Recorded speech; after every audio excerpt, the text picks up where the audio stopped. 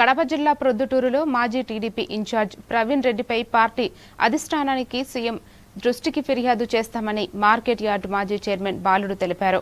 తన భార్య అనారోగ్య కారణాలతోనే మార్కెట్ యార్డు పదవికి రాజీనామా చేశామని, తమపై సోషల్ మీడియాలో తప్పుడు ప్రచారం చేస్తే సహించబోమని హెచ్చరించారు. తాము పార్టీకి రాజీనామా చేయలేదని, టీడీపీ పట్ల తమ నిబద్ధత కొనసాగుతుందని స్పష్టం చేశారు. కానీ రాజీనామాను అంత ఆమోదించండి, వద్దులే అని చెప్తే ఆయన వద్దులే వాళ్ళు ఉండు ఇంకా 2 నాళ్ళు ఏముంది, నువ్వు చేయొచ్చు కదా, నువ్వు పెట్టుకోవచ్చు కదా అని అన్నాడు.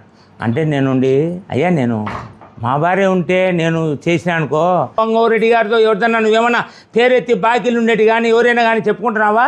నా అవసరానికి చెప్తావు. రాజకీయంలో నేను 43 సంవత్సరాల నుంచి వరదాడి వెనకమ్మడి మొన్నటిదాకా అంటావు వైసీపీ అనకుండా అంటావు, వైసీపీ నుంచి వచ్చిన ఒక మనిషి అంటావు. నేను వైసీపీలో 2014 వైసీపీ పార్టీ పుట్టినాంచి నేను యాన్నన్నా కానీ ఒక్క మీటింగులో కానీ ఒక్క వ్యక్తులనే విమర్శిస్తున్నావు. నేనేమో చైర్మన్ పదవికి కానీ పార్టీ పదవికి రాజీనామా చేసినానా? నేను తెలుగుదేశం పార్టీలోనే మేముండా, మా కుటుంబ సభ్యులారు, మా వర్గం ఉన్నది, మా వాళ్ళంతా నేను ఉండే పదవిని పోగొట్టుకోవాలని నేనేం ఆలోచన చేసుకోను. నాకు సమస్య బాగాలేదు కాబట్టి మనం బయటికి పోయి తిప్పలేము. ఇప్పుడు నాకు పులివెందుల ఇన్ఛార్జ్ ఇచ్చినారు, ఒక పిలుచుకొని వాళ్ళ బాగాలేదు దానికి ఏమను అని నేను రాజీనామా చేసిన తప్ప ఇవన్నీ ఏమిలే. ఆయనకేముందంటే లేచాంచి మమ్మల్ని పట్టుకోవడం.